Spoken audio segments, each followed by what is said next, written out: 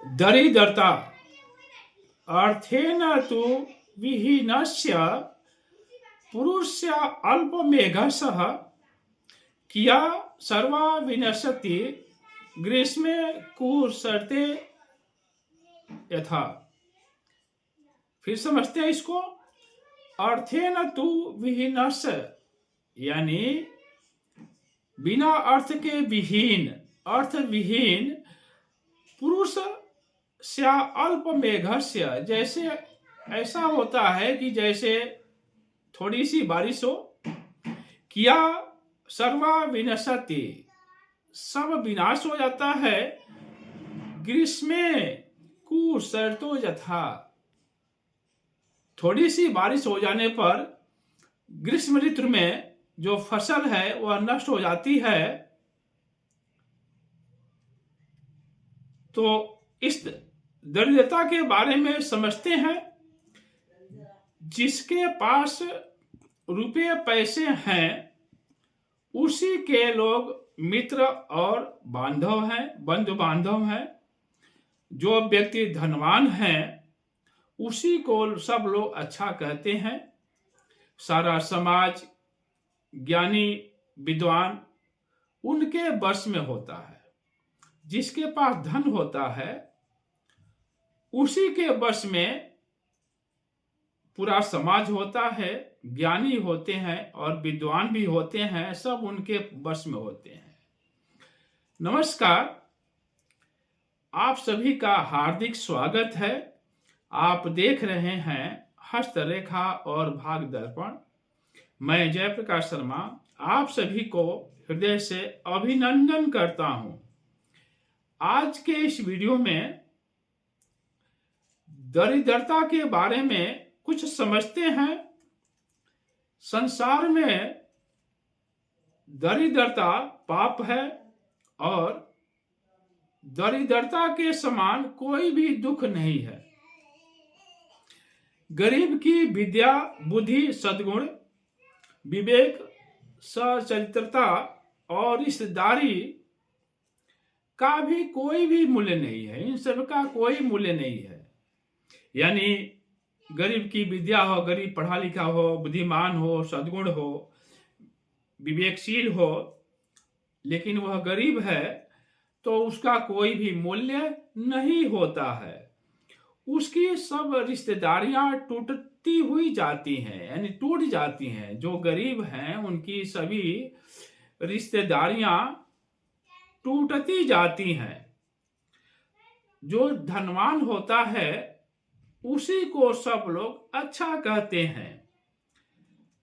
हम अपने गरीबी के लिए अपने भाग्य को दोष देते हैं।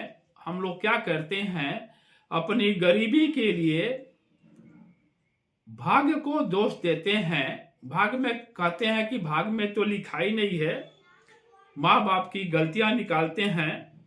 वास्तव में देखा जाए तो हम स्वयं ही अपनी बुरी आदतों और क्रियाओं से गरीब बनते हैं। परमात्मा तथा प्रकृति की यह इच्छा नहीं होती है कि कोई भी मनुष्य अनाथ हो, गरीब हो और दरिद्र बन करके जीवन यापन करे। यानी परमात्मा यह नहीं चाहता है कि कोई भी व्यक्ति गरीब रहे और प्रकृति यह भी नहीं चाहती है कि लोग गरीब बन करके ही अपने जीवन निर्वाह करें। मनुष्य के सुख पूर्वक जीवन निर्वाह करने के लिए धन आवश्यक और अनिवार्य है। बिना धन के आप कुछ भी नहीं कर सकते हैं। मनुष्य अपना जीवन निर्वाह नहीं कर सकता है और न अपना कर्तव्य पालन कर सकता है। हमें चाहिए कि धन कमाने की जो योग्यताएं हैं उसको बढ़ाएं और अपनी आदतों को ठीक करें। अनेकों विकारों और जो चरित्र में दुर्गुण है, दुर्बलताएं हैं, उन्हीं के कारण से मनुष्य जो संचित धन होता है वह धीरे धीरे नष्ट कर देता है। हम सभी अपने विचारों में दरिद्रता रखते हैं, यानी जो हमारे विचार होते हैं उसमें गरीबी की भावना होती है। हमेशा गरीबी के ही बात करते रहते हैं, यानी जब दिमाग में हमेशा गरीबी की बातें चलती रहती है तो हमेशा हम गरीबे बने रहते हैं।